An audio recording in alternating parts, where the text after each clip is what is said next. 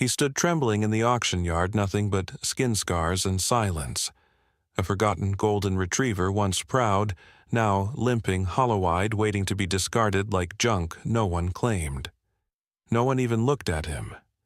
Not until two boys stepped forward with no money, no parents, just a heartbeat of defiance. What happened next will restore your faith in second chances and in the quiet strength of children who still believe broken things deserve love. Before we begin, let me ask you, have you ever rescued a soul others gave up on, maybe a dog, a person, or even yourself? Tell me in the comments. I'd love to hear your story. The wind scraped dry leaves across the gravel lot of the Red Willow Fall auction grounds, sending small flurries of dust dancing through the steel rails and rusted fences. Autumn had long since stripped the trees bare, leaving behind spindly silhouettes that swayed under a sky smeared with pale gray. The mountains loomed at a distance, jagged and half-shrouded in mist, while the town of Red Willow itself, quiet, rural, halfway forgotten, hummed softly with the sound of tired engines and the creak of boots on wooden platforms. Beneath the auctioneer's podium, a weathered sign read, "All creatures deserve a home." But few believed that today. They brought him in through the side pen, not the main walkway, where prize sheep and barrel-chested bulls strutted with reluctant pride. No, this one came in like a whisper. Old, slow, and silent. A golden retriever, his coat once honey gold, now faded, like parchment soaked in rainwater. His hind leg dragged with every uneven step, the hip joint long gone stiff, and a pale scar coiled around one side of his ribs like a memory no one had bothered to name. He didn't bark, didn't whine. He just stood still under the harsh morning light as though already resigned to being ignored. His name, they said, was Bruno. But to the crowd clustered under wind-battered coats and trucker hats, he was just another burden. Not one of the livestock ranchers gathered under the corrugated roof raised a hand. "Too old," someone muttered. "He'll cost more to feed than he's worth." Another voice said, "Bet he bit someone. That limp says he's not clean." They didn't see the amber in his eyes. They didn't care to look close enough to see the soul still waiting there beneath years of loss. The auctioneer, a wide man with weather-tanned skin and a badge-shaped burn mark on his throat named Carl Jensen, cleared his throat and slapped the clipboard against his thigh. "No offers?" he asked, trying to keep his voice light, but it wavered with unease. "One more minute before we move on." He scanned the barn. "Last call, folks. Free to good home if anyone's got the heart." Silence. Then, from the far edge of the crowd just outside the main seating area, a thin voice said, "Wait." Two boys stepped forward from behind a stack of hay bales. The older one, about 12, had tousled dark blonde hair under a fraying knit cap, freckles across his nose, and a worn green jacket several sizes too large. His name was Toby. He walked with the kind of posture that only came from shouldering responsibilities too big for a child's frame. Beside him was a smaller boy, 8 years old, holding onto his brother's sleeve. He had round cheeks, still full of childhood big brown eyes under a mop of straight black hair, and a thumb tucked nervously into his palm. His name was Micah. They approached without a parent, without a wallet, but with something else in their eyes. Something steady. Toby held out a small crumpled form, an official-looking paper bearing the town's welfare office seal. "It's the voucher," he said. "For adoption. From the community program." Carl blinked, stepped down to take it, then looked at the boys. "You're sure?" he asked, glancing at the dog. "You know he ain't young." "And he's got a bad leg." Toby nodded. "We don't mind." Carl gave a half shrug, maybe half annoyed, maybe half relieved that he didn't have to call animal control. "Well, he's yours then." Whispers fluttered through the onlookers. A few shook their heads, others just turned away, already moving toward the next pen where a line of roan horses awaited bidding. But one person lingered. Linda Crowley, seated near the volunteer desk, didn't look away. A woman in her 70s with silver hair braided back into a neat crown and sharp hazel eyes framed by thin glasses. Linda had lived in Red Willow her whole life. She wore a faded blue coat and wool gloves, her figure tall and thin, a little stooped, but not frail. She volunteered at the local shelter every week and made it her mission to watch over animals no one else would. And perhaps just as quietly, children like Toby and Micah. Her gaze followed the boys as they approached Bruno. Bruno didn't move. He didn't lift his head until Toby crouched just in front of him and slowly reached out a hand palm up. "Hey there," he whispered. "We're not going to hurt you, promise." Micah stood close behind, clutching the strap of a canvas backpack so tightly his knuckles were white. Bruno shifted slightly. He sniffed once, then closed his eyes and let out a soft, shuddering breath. As if, after everything, he had been holding it in for far too long. Toby didn't pet him yet. He waited. Eventually, Bruno leaned forward, not much, but enough to press his nose softly into the boy's wrist. And that was it. They walked home later along the edge of Red Willow's main street, the wind carrying the smell of firewood and distant snow. Bruno limped slowly behind them, tethered not by leash but by the unspoken tether of trust.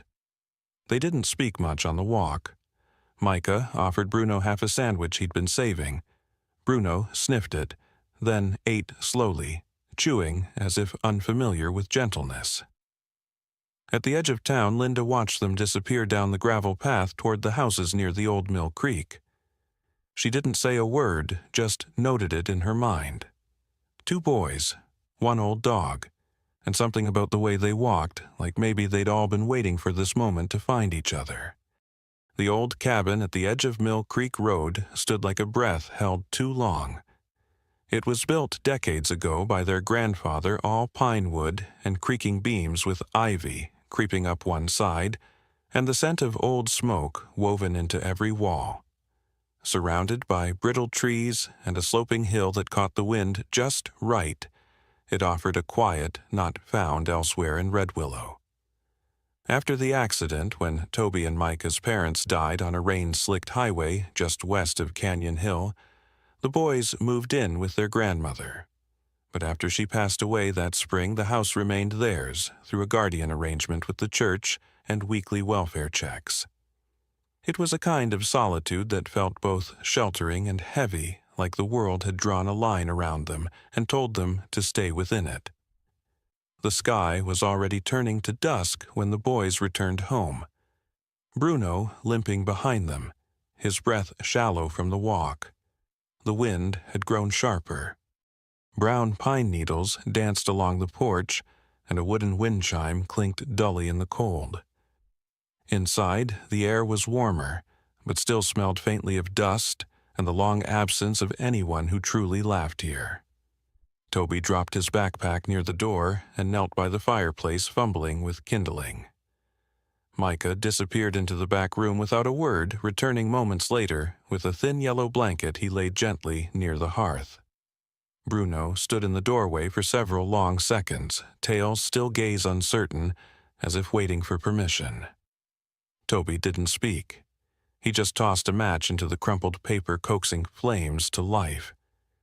The fire crackled to the ceiling like it had missed being useful.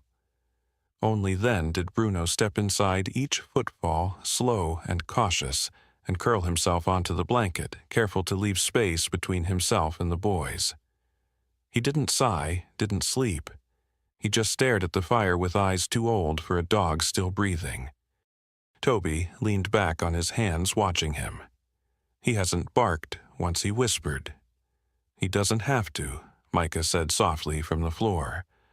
The little boy pulled something from his hoodie pocket, a tiny stuffed rabbit, its fur worn, smooth one ear stitched with blue thread. "Here," he said, laying it gently beside Bruno's front paws. "This helped me when I had bad dreams." Bruno didn't move, but his gaze shifted briefly to the toy and then back to the flames. Micah didn't expect more than that. As night settled in, they ate soup from a can. Bruno didn't touch the bowl of softened kibble Toby set near him. He didn't even sniff it. The only sound he made was a soft exhale when the cabin creaked under the weight of wind. When Toby reached over slowly to stroke his back, Bruno didn't flinch, but he didn't lean in either. The boy's fingers brushed over the dog's coat and paused. His fur was thin in spots, and just under his shoulder the skin was textured not from age, but from scars, raised patches like burns. Toby didn't say anything, but a knot tightened in his throat. The next morning brought frost on the windows and a faint smell of pine sap rising from the logs outside. Toby left early to help haul firewood for the local church program payment for a few groceries the boys would get on Saturday. Micah stayed behind, curled near the fire with a picture book, glancing up every now and then to check if Bruno had moved. Around 10, there was a knock on the back door, not loud, but solid. Micah peeked through the curtain. On the porch stood Bill Thorne, their neighbor from 2 doors down. A big man in his late 60s, Bill had a thick salt and pepper beard, calloused hands, and a deep voice that rarely rose above a murmur. He always wore the same denim jacket no matter the season, and the old fire department patch still clung to the sleeve. He was a retired fire captain, the kind of man who said little and saw everything. Micah opened the door slowly. "Hi, Mr. Thorne." "Morning," Bill said with a nod. "Saw you boys came back with a dog yesterday." Micah stepped aside wordlessly. Bill walked in, slowly, boots thudding soft against the floor. He looked down at Bruno, who didn't move, just blinked with that steady, unreadable gaze. Bill crouched not too close, his eyes scanning the dog's side. What Micah asked. Those marks, Bill said, his tone measured. "That's not from old age, that's from a hot iron. Seen 'em before. Some kennels use 'em. Bad ones. Places that break dogs instead of training them." Micah sat down beside him, his small face tightening.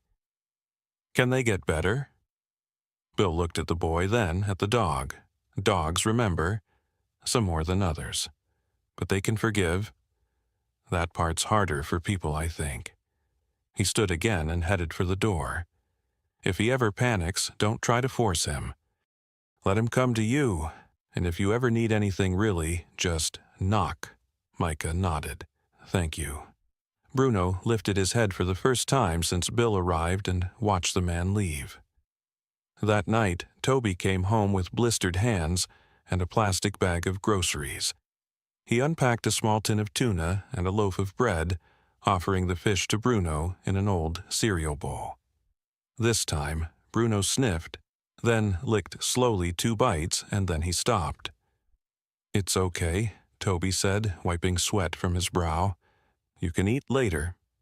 He sat down beside his brother, who had curled up against the sofa with the rabbit still tucked under his arm.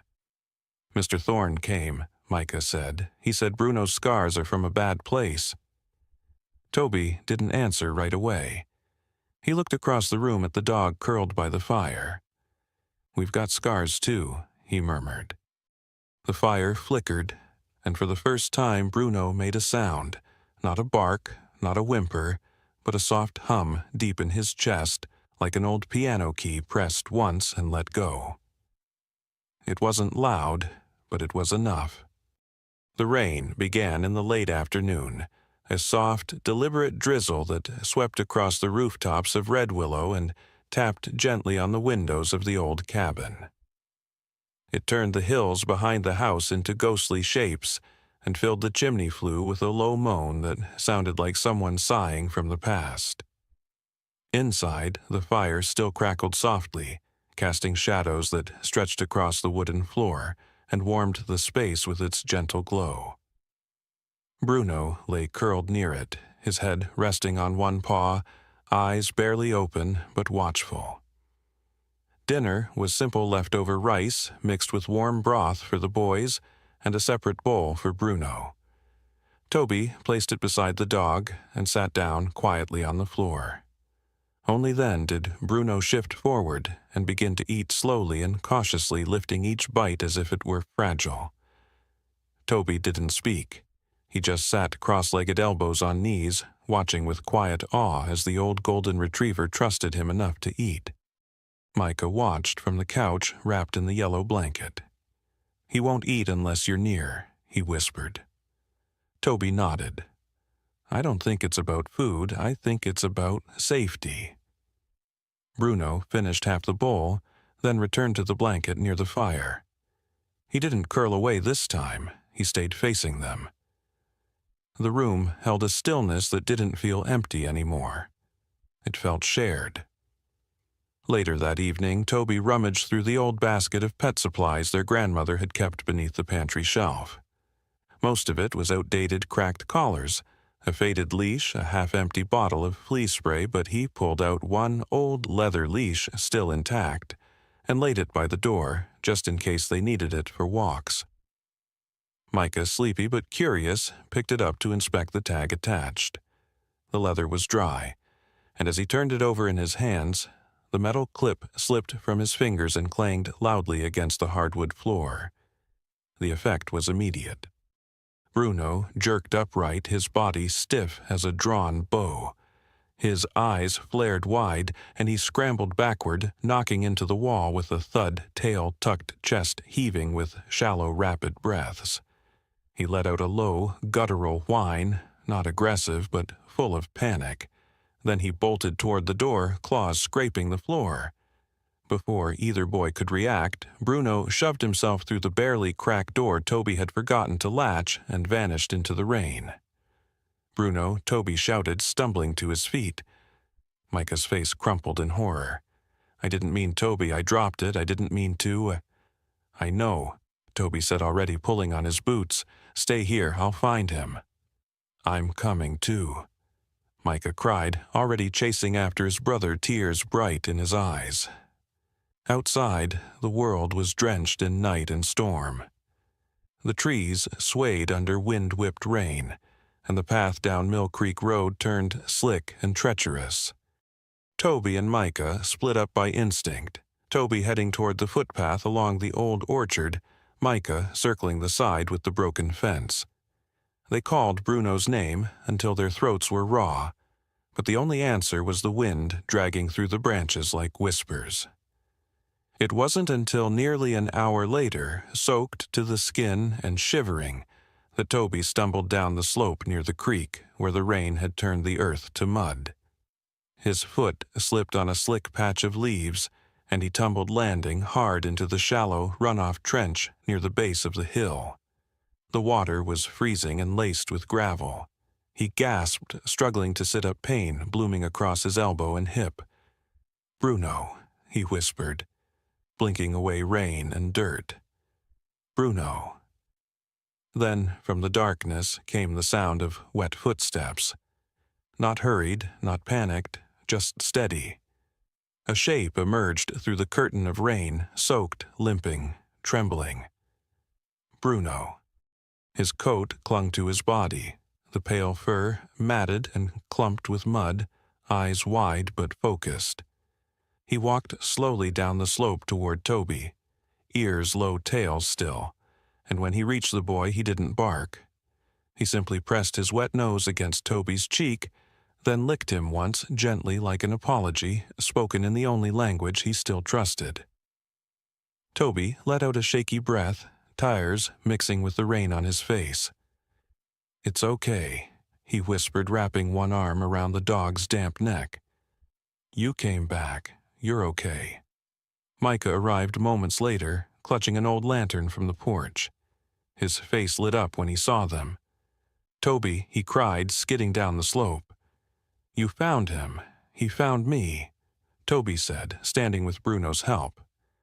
"Come on, let's go home." Back at the cabin, the fire had almost gone out. Toby added fresh logs while Micah toweled Bruno dry with old bath towels, whispering, "I'm sorry," over and over, even though Bruno never flinched. Once Bruno was settled back on the blanket, his head lowered and eyes half shut, Toby went to hang up his soaked jacket. As he did, he noticed something odd, something that had fallen from Bruno's collar during the chaos. It was a small photo, water-streaked, but still visible, stuck in the corner of the old coat. Toby retrieved it carefully. The image showed a man in military uniform, smiling with sun-wrinkled eyes, crouching beside a young golden retriever, fur, bright stance, proud posture familiar. Toby blinked, heart thudding. The dog in the photo could have been Bruno, or maybe it was him years ago. Micah leaned over his shoulder. "Who is that?" Toby stared at the picture. "Someone who loved him," he whispered. "Someone he lost." He tucked the photo into a dry envelope and slid it into the drawer of their grandmother's old side table. They didn't ask Bruno. He wouldn't answer. But the way he looked at the fire that night, just a little closer than usual, just a little softer, was enough to say he remembered. The morning sun broke softly over Red Willow, bleeding pale gold through the fog that clung to the trees. In the cabin, everything smelled like damp wool and ash, but the quiet was no longer cold. Bruno, no Kilo, lay dozing near the hearth, the scarred curve of his body bathed in light. Toby sat nearby, the old photo turning over in his hands like a secret trying to speak. The man in uniform smiled from the image kneeling beside a younger, proud version of the dog who now curled in their cabin. Toby couldn't explain it, but the name felt heavy in his chest. Kilo. It sounded like duty, like something that had been taken and never returned. He tucked the photo into the pocket of his flannel shirt and pulled on his jacket. "I'm going to see Miss Linda," he said to Micah, who was still curled under the yellow blanket with sleepy eyes. "About the picture?" Micah asked. Toby nodded. "Tell her he's not just Bruno anymore," Micah mumbled. "He's something bigger." Linda Crowley lived in a small brick cottage behind the town's old veterinary clinic, where vines grew wild along the back fence, and cats roamed like ghosts in the morning mist. Her garden was overgrown, but alive, filled with cabbage and faded marigolds. Linda herself was in her yard when Toby arrived, wearing a thick green cardigan over a floral blouse, hair pinned back under a knitted hat. She was tall and slim, her posture slightly bent from years of tending both creatures and memories. Her sharp eyes caught Toby the moment he stepped through the gate. "Morning, sweetheart," she called, brushing dirt off her gloves. "You look like you didn't sleep." "I didn't," Toby admitted, holding out the envelope. "I found something." She took it carefully, then opened it and removed the photo. For a moment she didn't speak, then she squinted, and her expression softened into something fragile. "Dear Lord," she whispered, "that's Tom. You know him?" Toby asked, heart jumping. Linda nodded slowly, brushing a thumb over the image. "Tom Merrick. He served in the military. Wasn't from Red Willow, but passed through a lot during his downtime. He and that dog Kilo were inseparable.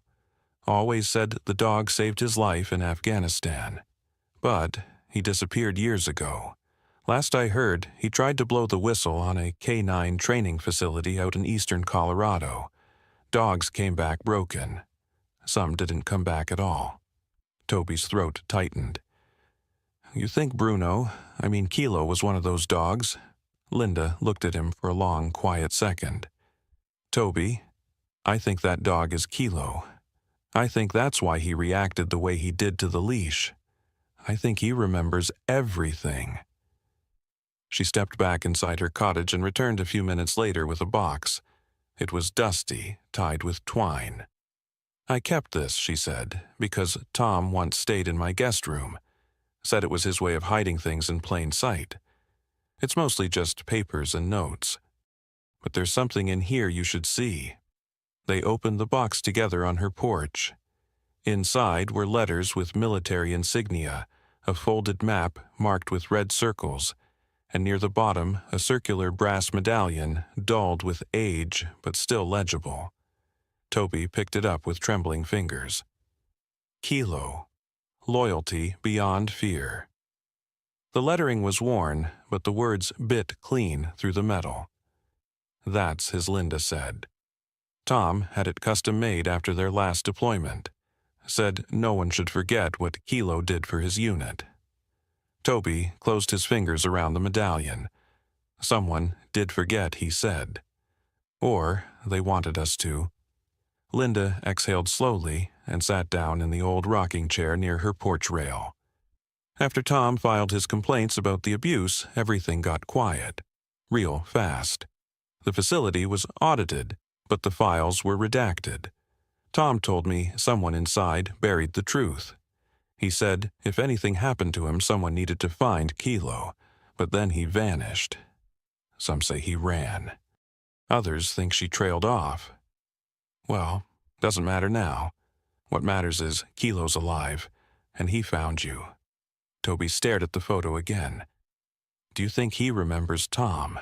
I think dogs remember love the way trees remember rain, Linda said, even if it was a long time ago. Toby swallowed hard. I want to call him Kilo from now on. Linda smiled. I think he'd like that. Back at the cabin, Micah was sitting on the floor showing Kilo a plastic dinosaur. The dog didn't react, but his gaze was fixed on the boy ears, perked body, still, but calm. I told him he had a new name, Micah said, as Toby came in. He does, Toby replied, kneeling down and unclenching his hand to show the brass medallion. And I think we're starting to find out who he used to be. That night, Toby tied the medallion to a new cord and slipped it around Kilo's neck. It clinked gently as it settled into the fur at his chest. Kilo didn't flinch. He looked at Toby, eyes wide and steady, and leaned forward to rest his head softly on the boy's knee. For the first time, he stayed there. It was a Saturday morning like any other in Red Willow, the air sharp, with the first hints of winter settling in the bones of the town. The clouds hung low and pale, as if holding their breath over the streets that buzzed gently with early shoppers and the occasional pickup truck rattling over cracked pavement. Toby and Micah stood on either side of Kilo in the back seat of Linda's aging station wagon. Their jackets zipped up to their chins, and their hands clutched tightly around the small grocery list they'd made the night before. Linda, behind the wheel, wore her usual wool coat with elbow patches and a scarf she had knitted herself blue with silver strands woven through it. Her eyes, always alert beneath the rim of her glasses, flicked to the rearview mirror as she pulled into the gravel lot of Myers General Store. Just a quick run. Flour carrots and maybe something for your sweet tooth, she said with a wink at Micah, who grinned and nodded. Kilo sat upright between them, his posture calm but attentive ears rotating with each unfamiliar sound. The medallion on his neck glinted faintly beneath his thickened fur. He had healed more than Linda thought possible, more than anyone had the right to expect. But trust, though growing still, ran on a fragile thread. The parking lot wasn't crowded, but noisy enough with carts and chatter. As they stepped out, Kilo walked close to Micah's side, nose twitching. Toby held the old leash gently, more for guidance than restraint. "You good?" he whispered to the dog. Kilo blinked slowly, a kind of answer. Inside, the smell of coffee and canned goods mingled with the earthy scent of potatoes and dog kibble. Linda disappeared toward the back aisle to pick out flour. The boys stopped in front of a rack of discounted gloves, while Kilo sat beside Micah, his head turning slightly every time someone passed. Then it happened. The bell above the entrance jingled sharply, and a tall, broad-shouldered man in a dark canvas coat stepped in. He had a ruddy complexion, deep frown lines around his mouth, and the kind of square-jawed face that stayed unreadable even when he smiled, which he didn't. His gray Stetson was pulled low, shadowing cold blue eyes. His boots thudded heavily as he walked past the checkout counter, not bothering with a cart. Toby barely looked up until he felt Kilo shift beside him. The dog's hackles lifted like a wave. A low, warning growl bubbled in his throat. Not loud, but primal, like a memory-given voice. In a single movement, Kilo stood and stepped between Micah and the man, body tense, tail low but firm. His growl deepened as the man passed within 10 feet. The stranger paused and looked down. "Well," he muttered, "that's a face I wouldn't forget." Toby's heart slammed against his ribs. The man didn't look at them, only at the dog, and then walked away, disappearing down the pet food aisle without another glance. Micah clutched Toby's sleeve. "Who is that?" Toby's voice came out hoarse. "I don't know, but Kilo does." When the man reached the far end of the aisle, Micah pulled a tiny second-hand phone from his coat pocket, one Linda had given them for emergencies, and snapped a photo from behind, catching the man's coat, the back of his hat, and the partial plate number of the dusty black Silverado he'd parked outside. Linda returned moments later and noticed the tension immediately. "Everything all right?" "No," Toby said, his hand still lightly on Kilo's head. "He reacted to someone." "Bad." Linda followed his gaze toward the man now speaking to the cashier. When she saw the face under the hat, her breath caught. "That's Earl Hansen," she whispered. "Used to run livestock auctions from here to Larimer County. But more than that, he used to be part of the Wilkins program." Micah frowned. "What program?" Linda's voice was low. "Wilkins K-9 facility. It was a place that trained service dogs for the military police private security. But something went wrong. Reports of abuse, neglect, then silence. The place was shut down officially, but not everyone left the business." Toby stared at Kilo, whose body was still tight, the growl now fading, but his eyes locked on the exit. "You think he hurt Kilo?" "I think," Linda said quietly, "he profited from it." Back at the cabin later that day, Toby sat on the floor beside Kilo while Micah tried to warm soup on the wood stove. The photo Micah had taken was already printed out and taped to the side of their wall map just above the tacked envelope containing Tom Merrick's photo and the medallion's tag. Toby reached into Kilo's old collar, the one still kept folded in the box they used for clues, and slowly began to pull out the pieces of paper stitched into the inside lining. Most were water-damaged and faded, but one caught his eye, an old delivery slip, creased but legible. Wilkins Transport ID, EH392, receiver, E. Hansen, Dog ID 479K, unit code, Kilo. Toby's fingers trembled slightly. He turned to Kilo. "They numbered you," he said, "like freight." Kilo didn't react, but his eyes were open and calm.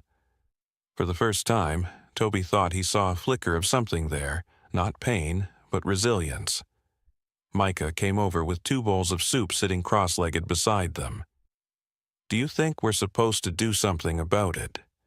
Toby looked again at the papers, the medallion, the dog. "I think we already are." The road out to the old Wilkins facility had been closed for years, its wooden gate sagging on rusted hinges and the gravel path overtaken by stubborn weeds. The wind carried a strange silence there, the kind that settled after something had been buried, not just in the earth, but in memory. Toby stood in the back of Linda's station wagon, bootlaces tight and jacket zipped up high.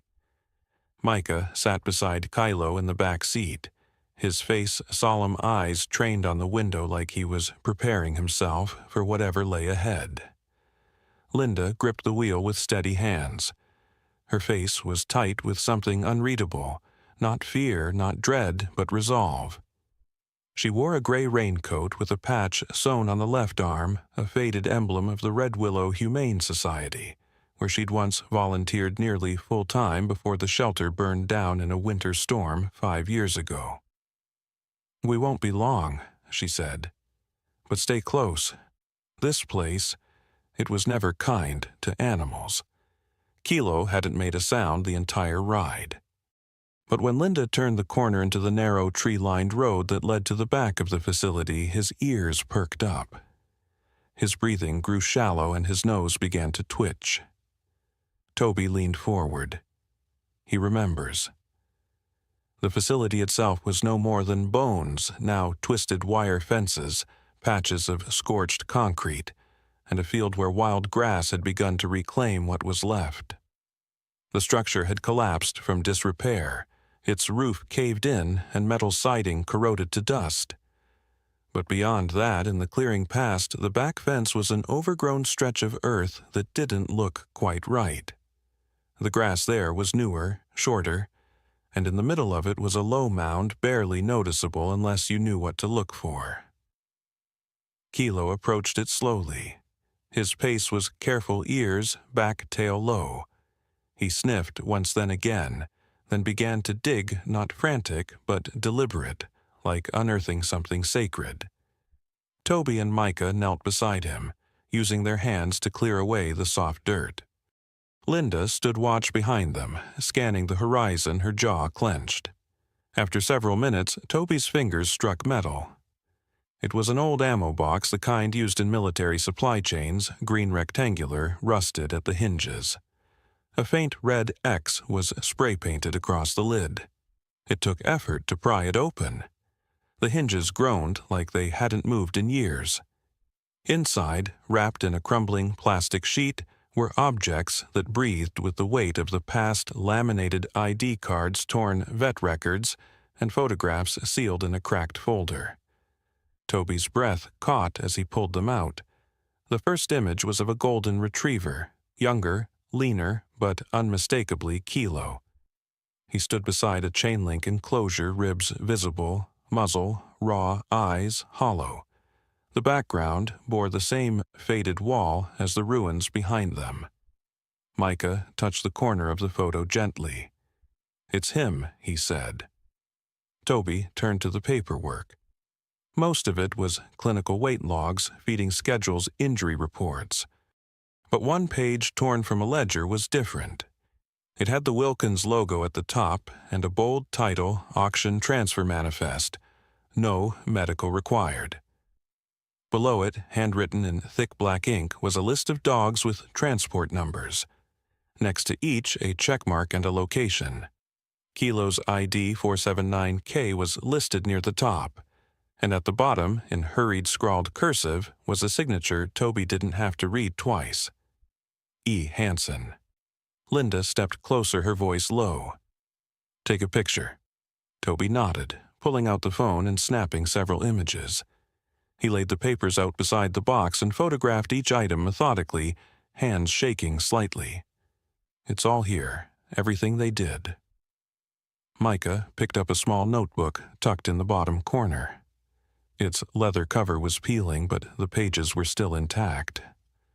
Inside were notes, some printed, some scribbled, tracking the condition of the dogs. Many were crossed out. But beside one date, circled in red, was a chilling entry. Dog 479K limping. Still obedient, will pass auction, avoid exam, move to Red Willow Lot by 11:12. The date was 3 years ago. Micah read it aloud, his voice faltering. They knew he was hurt.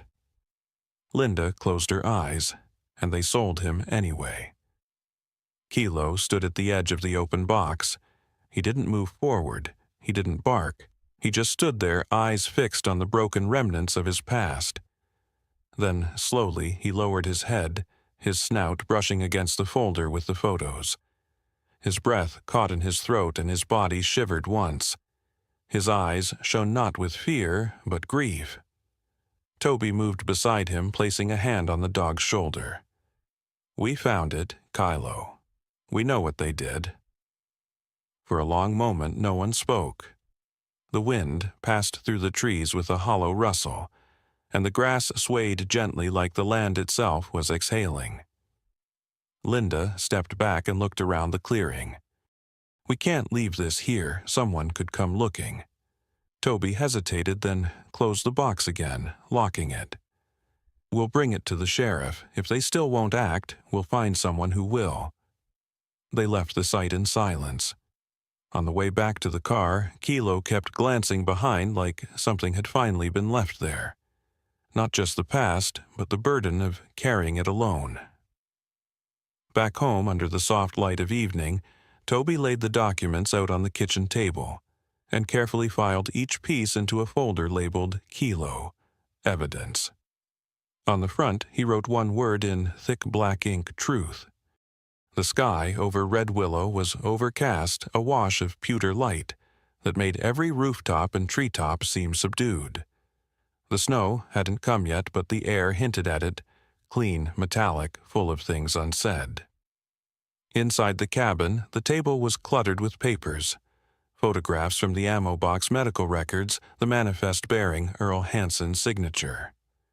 The folder Toby had labeled Truth lay open, its contents spread across the wood like puzzle pieces waiting for someone to fit them together. Micah sat cross-legged on the couch, watching the kettle on the stove begin to steam. Kilo lay near the fire, his medallion catching the flicker of flame with every subtle breath. He looked different now, not younger, not stronger, but centered as if the weight he'd carried had been shared. Toby stood near the phone, hesitating before pressing the final digit. The line rang twice. Red Willow Sheriff's Office, came a gravelly voice. "This is Deputy Malone." Toby introduced himself and explained what they'd found. He mentioned the dog, the facility, the documents, the photo of the manifest with Earl Hanson's name. He spoke clearly, though his hands trembled. When he paused, the line went quiet for a moment. "You're the kid from up Mill Creek, right?" the deputy asked finally. "The one with the golden, yes, sir." "Well," Malone said slowly, "if you've got something official, bring it in. But unless we've got someone to verify that signature or testify to its context, it's just paper. A whole lot of bad things get printed without people ever being held to them." Toby hung up without arguing. He knew better than to expect immediate action. Still, the disappointment knotted in his chest. It wasn't until the next day, when a familiar truck rumbled up the driveway, that the tide began to shift. Bill Thorne stepped out, a tall man in his late 60s with a broad chest and thick arms still tough from years of hauling hoses and chopping wood. His gray beard was trimmed, his dark eyes hard with quiet resolve. Today, he wore his old Red Willow Fire Department jacket and carried a binder under one arm. He knocked once and walked in without waiting. "I heard you called the sheriff," he said. "Didn't go well, huh?" Toby shook his head. "I thought." So Bill muttered, placing the binder on the table. "Let's fix that." Micah leaned over, eyes wide. "What is it?" "Everything I remember," Bill said. "Back when I volunteered with the emergency vet teams after storms, I was assigned to the Wilkins Recovery Program for 3 weeks. Most of it was hush-hush, but I wrote things down. Not because I thought it'd matter, but because some things should never be forgotten." He opened the binder. Inside were logs, handwritten notes with dates, locations, and incident descriptions. One page described a transport crate arriving with 3 dogs, 2 of them barely able to walk, one bleeding from the flank. Another listed the name E. Hanson as the supervisor on duty. The notes were detailed, personal, and unmistakably real. Toby stared. "You saw him hurt them. I saw him order it, saw him ignore it. I wasn't allowed to speak then, but I'm sure as hell not staying silent now." That afternoon they drove into town. Bill entered the sheriff's office with the folder tucked under one arm and walked past the front desk like he'd done it 100 times before. Deputy Malone raised an eyebrow but said nothing as the old firefighter dropped the evidence on the counter. "You've got everything you need now," Bill said, "and if you don't act on it, the entire town will know why." Word spread faster than anyone expected. Red Willow wasn't a place where secrets stayed buried long. Within a day, people were talking. At the diner, in the schoolyard. Even at the church, where Pastor Graham, a soft-spoken man with snowy hair and warm brown eyes, made a quiet remark during the Sunday service about the voiceless among us needing brave hearts to speak for them. By Monday morning, a sheriff's cruiser pulled up to the gates of Hanson Livestock Holdings. Earl was led out in cuffs, his face flushed with anger but silent as cameras clicked and news vans from the county arrived. He said nothing. His lawyers who showed up within the hour said too much. But none of that mattered to the small crowd that had gathered, some of whom had once bought dogs from the Wilkins facility thinking they were giving them good homes. Others just came to watch justice stretch its fingers. Kilo wasn't there. He was back at the cabin, watching from the porch. But when Toby returned that evening, he sat upright, ears alert. Toby knelt beside him and whispered, "They got him." Kilo pressed his head into Toby's chest and exhaled. 3 days later, the Red Willow Gazette ran a story on the front page, "Kilo the Dog That Brought Justice Back to Red Willow." The article told everything about the auction, the scars the folder of evidence Bill's testimony, and the dog whose silence spoke louder than any courtroom statement. But the part that stayed with people came at the end, a photo of Kilo sitting in front of the cabin, the medallion on his neck catching the morning sun, and beside him 2 boys with tired eyes and wide hearts. The story didn't end there. Linda called a town meeting at the old Grange Hall 2 weeks later. She stood at the podium with a clipboard in hand and an idea already burning in her eyes. "Too many old dogs get left behind," she said. "Too many Kilos. I've got a piece of land and some friends who still know how to build a fence. What we need now is a name." Toby looked to Micah. The younger boy, after a moment's pause, raised his hand. "Home of the Brave," he said. Linda smiled. "I like that," and just like that it began. The sun rose quietly over Red Willow, casting golden light across the snowy pasture that had once been an empty lot filled with thistles and broken fence posts. Now it was a sanctuary. The sign at the front read, "Home of the Brave," hand-painted in deep forest green, with wooden silhouettes of dogs running beneath a wide sky. There was no gate, only a gently sloped path leading to a red barn-style building with open doors and warmth spilling from its windows. Wind chimes made from old collars danced in the breeze. Inside, soft country music hummed on a low-volume radio. Blankets lay folded in baskets. Stainless steel bowls lined the feeding station like medals. And in the middle of it all, slowly patrolling the space like a quiet sentinel, was Kilo. He moved with the careful steps of age, now his once weak hind leg stronger but still stiff. His coat had grown back fuller, though gray weaved through his muzzle like strands of winter. The medallion at his neck remained glinting with every movement. Around him, younger dogs tumbled rescues from overburdened shelters, some blind, some 3-legged ones still too scared to eat, without watching the room for sudden movement. And yet they followed Kilo, not from command but comfort. When he paused, they paused. When he walked, they walked. When he lay near the fire, they crept close like sunflowers, leaning toward the heat. Kilo had never barked once since the center opened. He didn't need to. Toby stood at the far end of the room, now 13 years old, taller, his hair longer and more unkempt freckles fading as his face matured.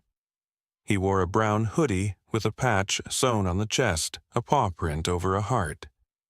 He watched Kilo with a soft smile, then looked down at the paper in his hands, 8 pages typed single-spaced, held together by a bent staple.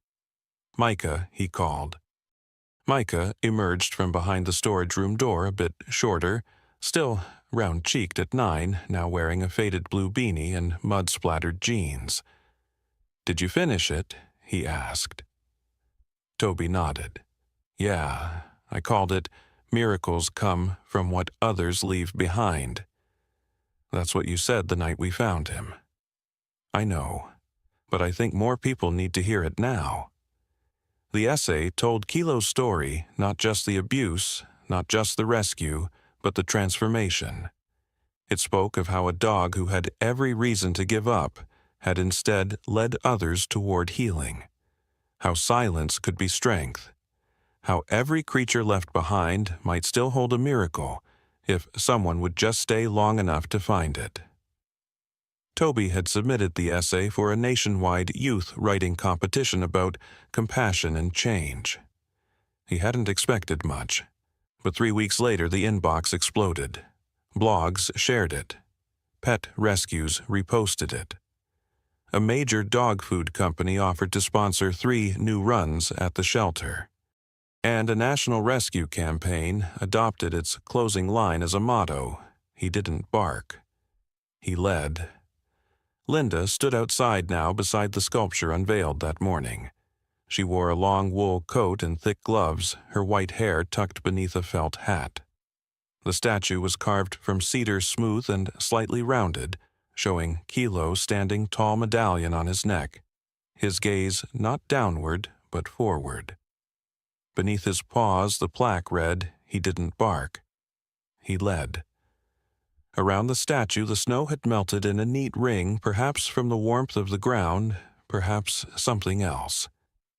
Kilo stepped beside her, then sat slowly, one paw outstretched. Linda reached down, fingers brushing the old scar on his shoulder, and whispered, "You've done more than most generals ever could."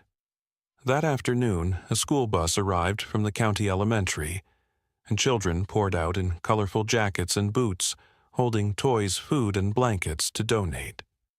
They moved through the sanctuary like it was sacred ground. Some stopped to pet the dogs. Others sat beside the quieter ones, speaking in soft voices. Kilo wandered among them, offering a nudge here, a quiet gaze there. One boy, red-haired and nervous, stood frozen until Kilo approached and simply rested his head against the boy's hip. The boy burst into quiet tears. The teacher, Mrs. Leland, a short woman with warm brown skin and round glasses, took out her phone and captured the moment. "He has the soul of a priest," she whispered. Later, as the day faded to dusk and the last child waved goodbye from the bus, Toby and Micah helped bring the dogs inside. Kilo took his spot near the hearth, flanked by 2 new residents, a skinny greyhound with frostbite scars and a floppy-eared spaniel with cloudy eyes. They curled into him like pups to a mother. Micah knelt and placed his old toy rabbit near Kilo's paw. For the next one, he said. Toby nodded and added quietly, "We never found Tom Merrick. But maybe that's okay. Maybe Kilo wasn't meant to go back. Maybe he was meant to come forward." Linda poured tea in the kitchen, smiling as she listened. The last light outside dimmed, and the first flakes of snow began to fall, soft, steady, silent. Not a single dog barked. They didn't need to. Sometimes the greatest miracles don't arrive with thunder or light, but in silence through a scarred old dog who never barked yet taught us how to lead with love. Kilo was left behind, forgotten, marked by pain. But God never forgot him. And through 2 boys with open hearts, he turned what the world discarded into a blessing for many. Maybe you're carrying wounds the world doesn't see. Maybe you've been overlooked or told you're not enough. But just like Kilo, your story isn't over.